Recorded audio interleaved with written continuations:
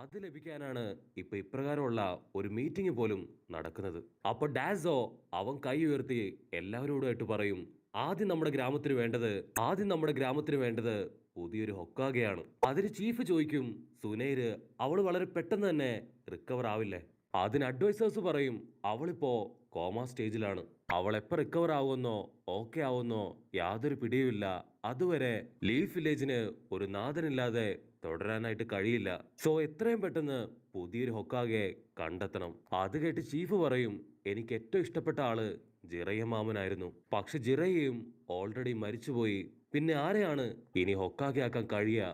അത് കേൾക്കേണ്ട താമസം ഡാൻസോ അവൻ കൈ ഉയർത്തി പറയും, ഇപ്പൊ ലീഫ് വില്ലേജിലെ ഹൊക്കാഗെ ആവാൻ അർഹതയുള്ള ഒരേ ഒരാള് അത് ഞാൻ മാത്രമാണ്. അത് കേട്ട് ടെൻഷനായിട്ട് ഇപ്പൊ ഷിക്കമര് പറയും, എനിക്ക് തോന്നുന്നത് ഈ സമയത്ത് ഏറ്റവും ആപ്റ്റായ ആള് അത് കാക്കാഷിയാണ്. ഫോർത്ത് ഹൊക്കാഗെ ആയിരുന്നു കാക്കാഷിയുടെ മാസ്റ്റർ. അതുകൊണ്ട് തന്നെ മിനട്ടോ മാസ്റ്ററിന്റെ എല്ലാ ക്വാളിറ്റിയും കാക്കാഷിക്കുണ്ട്. അത് കേൾക്കുമ്പോ ഇപ്പൊ ചീഫിനും അതൊരു നല്ല ഐഡിയ ആയിട്ട് തോന്നും. അദ്ദേഹത്തിന്റെ അസിസ്റ്റൻസും ഇപ്പൊ അത് ശരിവെക്കും.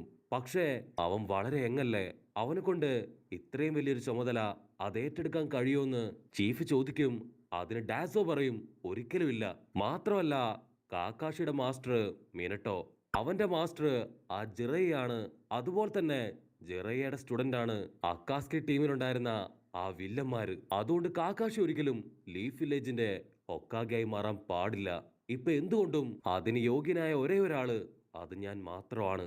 മാത്രമല്ല ഉച്ചിഹ ക്ലാനിലെ സാസുക പോലും ഇപ്പൊ അക്കാസ്കി ടീമിൽ ചേർന്ന് ഒരു റോക്ക് നിഞ്ച ആയിരിക്കുകയാണ്. ഇങ്ങനെയുള്ള സന്ദർഭത്തില് കാക്കാഷി കൊണ്ട് ഒരിക്കലും ഒരു നല്ല നേതാവാനോ അവരെ ചെറുത്ത് നിർത്താനോ സാധിക്കില്ല.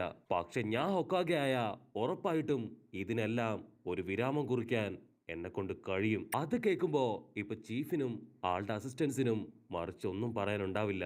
അപ്പൊ ചീഫ് അനൗൺസ് ചെയ്യും, ഇനി മുതൽ ലീഫ് വില്ലേജിലെ ഫിഫ്ത് ഹൊക്കാഗെ അത് മറ്റാരുമല്ല, സാക്ഷാൽ ഡാസോ ആണ്. അത് കേട്ട് ഷിക്കാഗു ഇപ്പൊ ഒരു സെക്കൻഡ് ഷോക്കാവും. അവിടുന്ന് അങ്ങനെ കട്ട് ചെയ്ത ഇപ്പൊ കുട്ടപ്പൻ, സാക്കുറ, കാക്കാഷി അവരെല്ലാവരും ചേർന്ന് ഇപ്പൊ ഹൊക്കാഗെ ആന്റിക്ക് ചുറ്റും അങ്ങനെ നിൽക്കുകയാണ്. അപ്പോഴാണ് സാക്കുറ പറയാ, ഹൊക്കാഗെ ആന്റി ആളുടെ ഓൾമോസ്റ്റ് പവർ നമ്മുടെ നാടിനെ രക്ഷിക്കാനായി കക്ഷുകിക്ക് കൊടുത്തു. അങ്ങനെ തന്റെ ഫുൾ പവർ നഷ്ടപ്പെട്ട് ഹൊക്കാഗെ ആന്റി ഇപ്പൊ കോമയിലായി തീർന്നു. ഇതിൽ നിന്ന് എപ്പോ റിക്കവറായി ഹൊക്കാഗെ തിരികെ വരുമെന്ന് ആർക്കും പറയാൻ കഴിയില്ല എന്ന് പറഞ്ഞ് സാക്കുറ വീണ്ടും ഇപ്പൊ പതിയെ പുറത്തേക്ക് നടന്ന് കുറച്ച് മരുന്ന് കളക്ട് ചെയ്യാൻ കാട്ടിലേക്ക് പോവും. അത് കണ്ട് കുട്ടപ്പനും അവൾക്കൊരു കമ്പനി കൊടുത്ത് ഇപ്പൊ സാക്കുറയുടെ കൂടെ തന്നെ പോവും. ഇവര് രണ്ടുപേരും നടന്നു പോകുന്നത് കാണുമ്പോ കാക്കാഷി മാസ്റ്റർക്ക് ഇപ്പൊ ഒരുപാട് സന്തോഷാവും. മാസ്റ്റർ പതിയെ ഇപ്പൊ ഒരു ഫ്ലാഷ് ബാക്കിലേക്ക് പോവും. ഫ്ലാഷ് ബാക്കില് തേർഡ് ഹൊക്കാഗെ പറയും, ഇനി മുതല് സാക്കുറ, കുട്ടപ്പൻ, സാസുക അവര് മൂന്ന് പേരും സ്റ്റുഡൻസ് അല്ല. അവര് മൂന്ന് പേരും കാക്കാഷി മാസ്റ്ററിന്റെ കൂടെ ചേർന്ന് ഇപ്പൊ പുതിയൊരു ടീം തന്നെ ക്രിയേറ്റ് ആയിരിക്കുകയാണ്. ആ ഒരു ടീമിന്റെ പേരാണ് ടീം 7. പിന്നീട് ഹൊക്കാഗെ ഓരോരോ ടീമുകളുടെ പേരുകള് അത് അനൗൺസ് ചെയ്തുകൊണ്ടേയിരിക്കും. അവിടുന്ന് അങ്ങനെ ബ്ലാക്ക് ഔട്ട് ചെയ്ത ഇപ്പൊ ഷിക്കാഗോ ആളുടെ ഫ്ലാഷ് ബാക്കില് ആളിപ്പോ ആസുമയായിട്ട് ചെസ് കളിച്ചുകൊണ്ടിരിക്കുകയാണ്. ആസുമ പറയും, ഈ ഒരു കളിയില് നിന്നെ കൊണ്ട് ഒരിക്കലും ജയിക്കാൻ കഴിയില്ല. എന്റെ മൂവ്മെന്റ്സ് കണ്ട് നീ ഷോക്ക് ആവുന്ന് പറയുമ്പോ അതിന് ഷിക്കാഗോ പറയും, ആക്ച്വലി നീ ഒരു സാക്രിഫൈസ് പീസാണ്. നിങ്ങളെപ്പോലുള്ളവര് ഗ്രാമത്തിന് പുറത്തുപോയി ഗ്രാമത്തിന് വേണ്ടി ജീവിക്കുന്നത് കൊണ്ടാണ് ഞങ്ങൾ എല്ലാവരും ഇവിടെ സുഖമായിട്ട് കഴിയുന്നത്. അവിടുന്ന് അങ്ങനെ കട്ട് ചെയ്ത ഇപ്പൊ ഹൊക്കാഗെ കാക്കാഷിയുമായിട്ട് നറൂട്ടോയുടെ വീട്ടിലേക്ക് വരും. കക്കാഷി അവിടെ ഉണ്ടായിരുന്ന ഒരു മിൽക്ക് ബോട്ടിൽ അത് ചെക്ക് ചെയ്യും. അത് ഓൾറെഡി എക്സ്പയർ കഴിഞ്ഞതാണെന്ന് കാണുമ്പോ കാക്കാഷിക്ക് ഒരുപാട് വിഷമാവും. കുട്ടപ്പൻ അവൻ ഇങ്ങനെയുള്ള ഫുഡൊക്കെയാണോ കഴിക്കുന്നേ? അതിന് ഹൊക്കാഗെ പറയും, കുട്ടപ്പന് അവൻ ഒരുപാട് കഴിവുണ്ട്. അതുപോലെ തന്നെ വലിയൊരു പവറും അവന്റെ ഉള്ളിലുണ്ട്. അവനെ കൺട്രോൾ ചെയ്യാൻ നിന്നെ കൊണ്ട് മാത്രമേ കഴിയൂ. കാരണം നിനക്കും അവനെ പോലെ ഒരുപാട് പവറും ശരീരം കണ്ണുണ്ട്. അവിടുന്ന് അങ്ങനെ കട്ട് ചെയ്ത് ഇപ്പൊ കാക്കാഷി കുട്ടപ്പന്റെ ക്ലാസ് റൂമിലെത്തി കുട്ടപ്പൻ എന്താ ചെയ്യണേന്ന് ഇപ്പൊ ഒളിഞ്ഞു നോക്കും. അപ്പൊ ക്ലാസ്സില് ഇപ്പൊ കുട്ടപ്പൻ അവൻ സാക്കുറയുടെ വായി നോക്കും.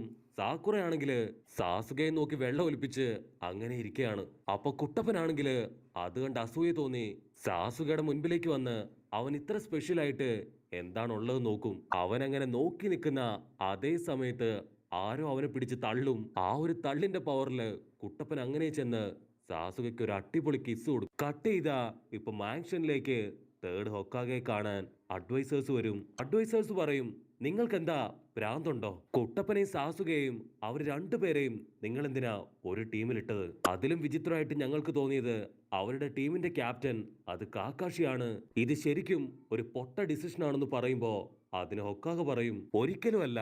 അവരെ രണ്ടുപേരെയും കൺട്രോൾ ചെയ്യാൻ കഴിവുള്ള ആളാണ് കാക്കാഷി. കാക്കാഷി. അതുകൊണ്ട് തന്നെയാണ് ആ ടീമിന്റെ ലീഡറായിട്ട് ഞാൻ അവനെ തന്നെ തെരഞ്ഞെടുത്തത്. അത് കേട്ട് അഡ്വൈസേഴ്സ് പറയും, ആ കുട്ടപ്പൻ അവനൊരു മോൺസ്റ്റർ ആണ്. അവന്റെ ഉള്ളിലെ ആ നയൻ ടൈല് അതെപ്പോ വേണമെങ്കിലും പുറത്തു വരാം. അങ്ങനെ സംഭവിച്ചാ അത് വലിയ അപകടമാണ്.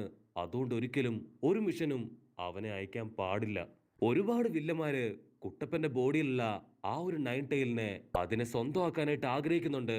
അത് തെറ്റായ കൈകളിൽ ചെന്ന് പെട്ടാ ഉറപ്പായിട്ടും ഈ ലോകം തന്നെ അത് നശിപ്പിച്ചു കളയും. അങ്ങനെ ഓരോരോ കാര്യങ്ങളായിട്ട് ഇപ്പൊ അഡ്വൈസേഴ്സ് തേർഡ് ഹൊക്കാഗയോട് വളരെ കാര്യമായിട്ട് സംസാരിക്കും. അപ്പൊ അതേ സമയത്ത് ഡോറിന് പുറത്ത് ആ ഡാസോ അവനിവര് പറയുന്നതെല്ലാം ഇപ്പൊ ഒളിച്ചിരുന്ന് കേൾക്കാണ്. അവിടുന്ന് അങ്ങനെ കട്ട് ചെയ്ത് ഇപ്പൊ നെക്സ്റ്റ് ഡേ ക്ലാസ്സില് ഇറൂക്ക സെൻസായി ഓരോരുത്തരുടെയും ടീം അതിലെ മെമ്പേഴ്സിന്റെ പേര് അത് വായിക്കുകയാണ്. അപ്പൊ നറൂട്ടോയുടെ ടീം അതാരൊക്കെയാണെന്ന് നോക്കിയാ സാസുക, സാക്കുറ, നറൂട്ടോ. അത് കേട്ട് കുട്ടപ്പൻ, എന്നെ എന്തിനാ ഇവന്റെ ഗ്രൂപ്പിൽ ആഡ് ചെയ്തേ? ഇവനെ പോലൊരു ജാടത്തെണ്ടിയെ എന്റെ ലൈഫിൽ ഞാൻ കണ്ടിട്ടില്ല. എന്റെ പവറിനും കഴിവിനും സൗന്ദര്യത്തിനും മുൻപില് ഇവനൊന്നുമല്ല. അതിന് ഇറൂക്ക പറയും, ഈ ക്ലാസ്സിൽ വെച്ച് ഏറ്റവും ലോവസ്റ്റ് സ്റ്റുഡന്റ് അത് നീയാണ്. സാസുകയാണ് ക്ലാസ്സിലെ നമ്പർ 1. അതുകൊണ്ടാണ് നിങ്ങൾ രണ്ടുപേരെയും ഒരേ ടീമിലിട്ട് ഞാൻ ടാലിയാക്കിയത്. അവിടുന്ന് അങ്ങനെ കട്ട് ചെയ്ത കാക്കാഷി. കാക്കാഷി ആദ്യമായിട്ടാണ് നമ്മുടെ ആൾക്കാരെ മീറ്റ് ചെയ്യാൻ പോകുന്നത്. അപ്പൊ കാക്കാഷി മാസ്റ്റർ ഇപ്പൊ ഒരു ഫ്ലാഷ് ബാക്കിലേക്ക് പോവും.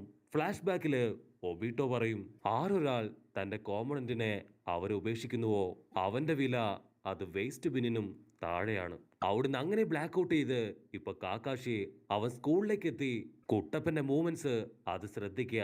കുട്ടപ്പൻ എവിടേക്കോ പോയി. കുട്ടപ്പൻ നൈസായിട്ട് ഇപ്പൊ സാസുകയെ പിടിച്ചു വലിച്ച് അകത്തേക്ക് കൊണ്ടുപോകും. എന്നിട്ട് അല്പസമയം കഴിഞ്ഞ് ഇപ്പൊ സാസുക പുറത്തേക്ക് വരും. അത് കണ്ട് കാക്കാഷി കുട്ടപ്പൻ എന്ത് സംഭവിച്ചു എന്നറിയാൻ അകത്തേക്ക് വരും. റൂമിന്റെ അകത്തെ കാഴ്ച കണ്ട് ഇപ്പൊ കാക്കാഷി ഷോക്കാവും. കാരണം സാസുക അവൻ അവിടെ കെട്ടിയിട്ടിരിക്കുകയാണ്.